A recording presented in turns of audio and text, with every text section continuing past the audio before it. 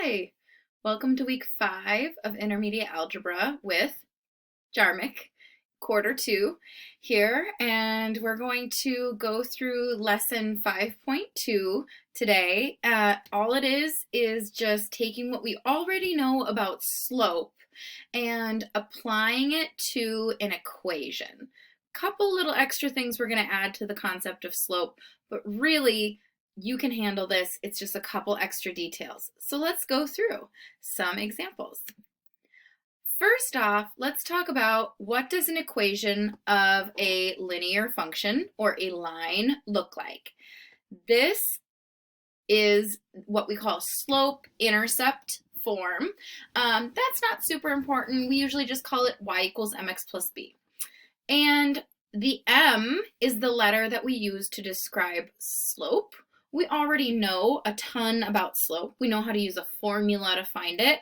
We also know how to find it from a graph using rise over run, which is what we're going to do here today. The new idea that we're going to be talking about is this letter B, and it's the y-intercept. Intercept. Different than the word intersect slightly. Where is the y-intercept? The y-intercept is on the y-axis, the up and down line that goes right through the middle of the graph. And so all you have to do is look for where does the line cross over there. Let's do a couple of examples here.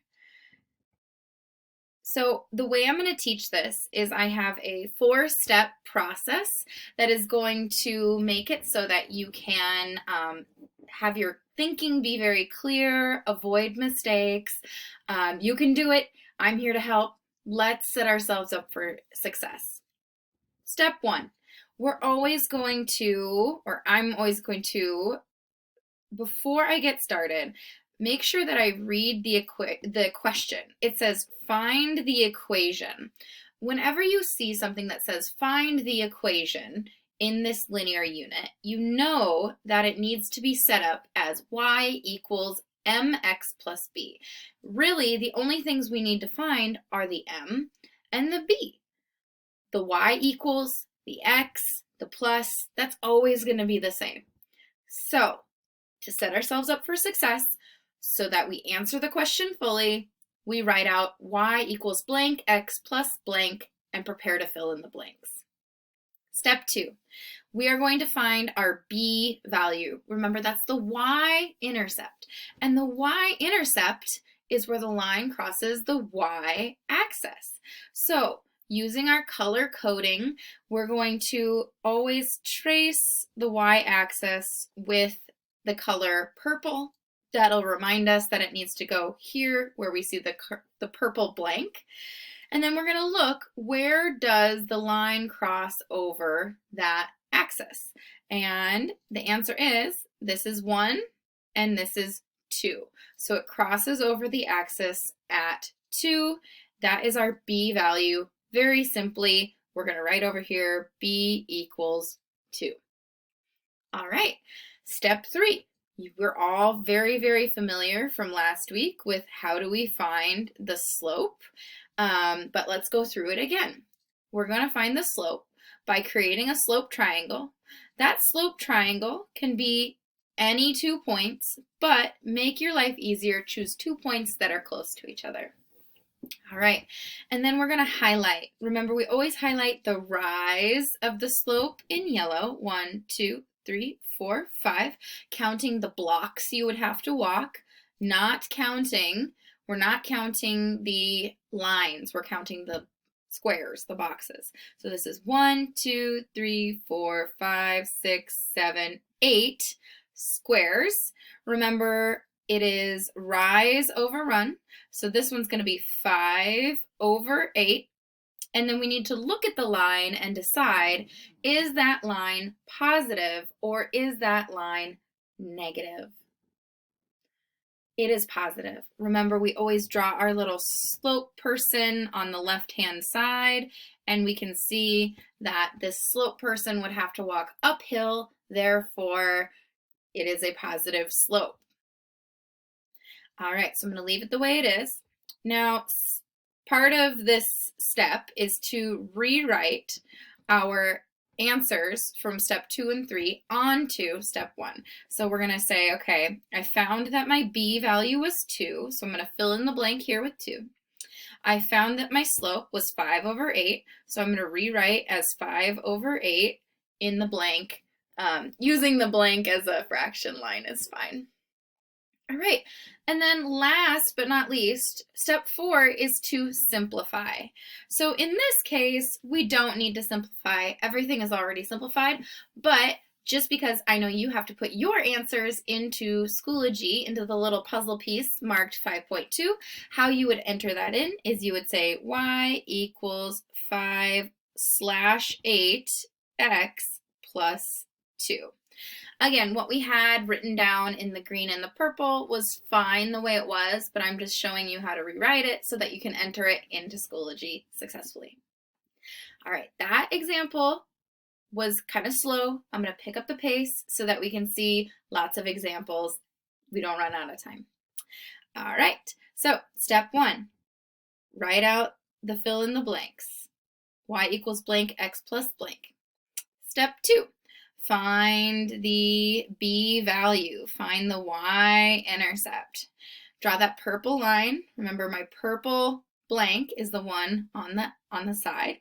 And I can see that this tells me my b value is -1 since it's below the x-axis. Also, we can see that it says -1 on the graph. So we're going to put -1 right here. Then step 3 is to find the slope. I can make the slope triangle between any 2 points that I would like, but I'm going to make it between these 2 points here. My rise is 1, 2, 3, 4, 5, 6, 7, 8, 9. So that means my rise over run is going to be 9 on top. And then I have my run on the bottom, 1, 2, 3, 4. So that is going to be 9 over 4. Taking a step back, I look at my graph. I see that if I had a slope person on the left-hand side, they'd be sliding down the hill. And so that is a -9 over 4. I'm going to rewrite my answer as -9 over 4 because the m goes in front of the x. Lastly, we do need to simplify this a little bit before we put it into Schoology. Oops, that 4 didn't get written down. 9 over 4. There we go. To put this into Schoology and to rewrite it in pinkies up fashion, we would say -9 over 4x minus 1. Remember, when you add a negative, it's the same as -1. So when you put it into Schoology, you want to simplify it to -1 instead of plus -1. More examples! So exciting! Step 1, rewrite. Or write your blanks, fill in the blanks. Remember, whenever you see the phrase, find the equation, you should draw this fill in the blanks to help you remember what you need to do. Step 2, trace the y-axis in purple to remind yourself that that number goes in there. I can see it crosses at 8. Then draw your slope triangle. Again, the slope triangle can be any 2 points, but it is best to use the 2 points that are close to each other. Save yourself a headache. Now I can see my rise is 1 and my run is 4. Rise is 1, run is 4. If I look at the graph as it goes from left to right, it is going downhill, which means it is a -1/4. Notice I'm still using the step-by-step process, but I'm kind of skipping a couple steps because I'm getting better and better at this. Now, as you can see, it's pretty much simplified all the way already. However, if you are going to put it into Schoology, make sure you put the -1 in front of the /4x and then plus 8. There you go. There's your final answer. More examples. Let's do it. All right. I'm going to write my fill in the blank. Notice how, yes, I'm still following the steps, but as you get better and better at these sort of things, maybe you don't need to do quite as much of the preparedness of the strategy. You can kind of drop it and then it becomes more natural. All right, so I can see here that it crosses the x-axis at 3, so b equals 3. I just put the number 3 there. My slope triangle, I'm going to choose these 2 points. 1, 2, 3, 4, 5. My run is 1, and I have 5 over 1. And I can see that it's going downhill left to right. So it would be a negative. Now this one's pretty important because any number over 1 simplifies to that number. So our final simplification step is very important here. We would want to rewrite it as negative 5x plus 3, not as just, we don't want to keep it as a fraction if we don't need to. All right, we're getting so good at this. It's starting to make more sense. We can see how things work more clearly. Let's keep going. Y equals blank x plus blank. All right, remember this is our purple line. Normally we would trace the y-axis to remind ourselves, but here we're just gonna fill in the blank. So we have -7 is where it crosses over the y-axis. And then doing our slope triangle is going to be really interesting this time. It can be a little confusing when you have such a tiny slope triangle. Remember, you can pick any 2 points you want and you'll get the same answer, but it might be a little bit more difficult to simplify. So here we can see each side of our slope triangle just has one box. So this would be 1 over 1. And I can see the slope is positive. It goes up, left to right. Now, this one can be a little confusing because when you are simplifying, you know that 1 over 1, 1 divided by 1, any number divided by 1 is itself. So we would rewrite it as y equals 1x plus, or sorry, 1x minus 7. But you can simplify one step further and write it as y equals x minus 7, because that 1 can become a secret x if you are fancy enough to remember that that's how it works. So on Schoology, remember you want to simplify anything that is 1x down to just x. And that'll make you a bougier mathematician. It'll make you a little fancier. All right, last one. We have, again, start always. Whenever you're finding the equation for a line, you always want to start with the fill in the blanks because it'll help you remember that, oh yeah, my final answer needs to be an equation. I can see that my b value is 4, and then making my slope triangle, I have 2 over 1. It's a positive slope, so this is 2 over 1. Simplifying, remember when you put it into Schoology, you want to simplify not 2 over 1, 2, because it is more simple.